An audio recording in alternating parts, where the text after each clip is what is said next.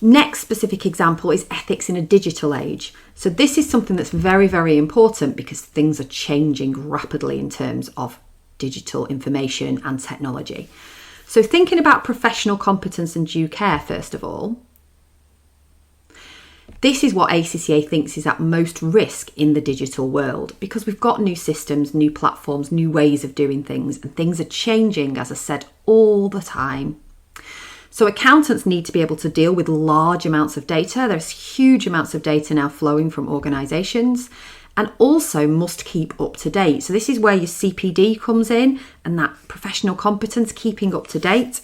Because if you qualified a number of years ago, actually things were very, very different. You need to be up to date with the technological advances there, which could impact or influence your work.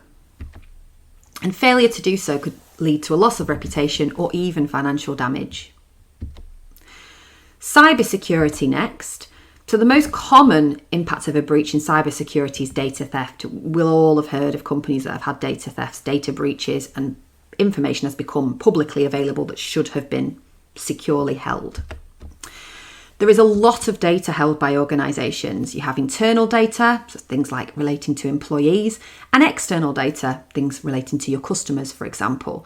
And you could be an organisation that deals with individuals, so you have people who sign up, give you their bank details, give you personal information, and that is held somewhere.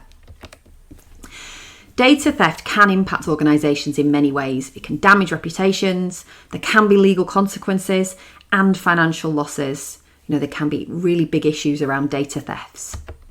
And it is vital to understand laws and regulations. These are dependent on whereabouts in the world you are, but it's very important that you understand what laws and regulations govern data security at your organisation.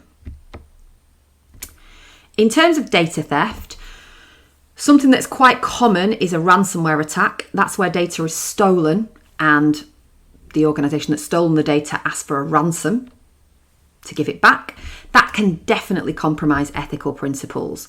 Firstly, we've got confidentiality. That information, that confidential information has been stolen. Someone has access to confidential information, could be about employees, customers, anything like that. Customer related data is confidential. You have data around who's there. You could have personal information about people, bank account details, things like that. And so there is a breach of the principle as the data is exposed to an unauthorised party. That person who's stolen the data now has access to that information. There's also an issue around objectivity because the accountant must do the right thing. And if undue influence is used to override judgment, i.e. paying off ransomware and not saying anything, that is an absolute issue around objectivity. Moving on to ethics and AI. AI is a fairly recent development. There are some benefits to an accountant. You can use AI to complete tedious tasks. It can gather data, sort data, can do it all automatically. You don't have to spend your time doing that. So accountants can then focus on more value-adding work, judgments. That's the thing that only humans can do. Machines cannot use professional judgment.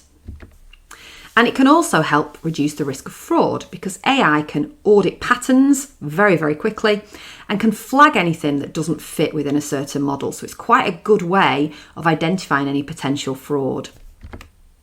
However, there is some impact on ethics regarding AI. Firstly, you must comply with cybersecurity policies. Is that data being held securely?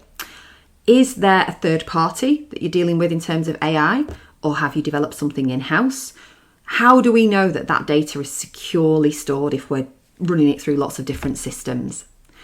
There could also be unintended adverse consequences. One thing we discuss a lot with AI is the impact on jobs. People could lose their jobs. Some of the processing tasks that people do could disappear because we don't need them. And actually that is an issue for society in general and also organisations in terms of who they employ and what their roles are. There's also a risk of bias. There is a big issue around AI that the creators set up AI and sometimes it's biased towards certain groups or certain organisations because of who set it up. So we have to make sure it's objective. We also could see patterns in randomly generated data. So although AI can pick up on any patterns that don't make sense, it could just be that at random there are some patterns that are identified and then time is spent investigating something and actually it wasn't an issue at all.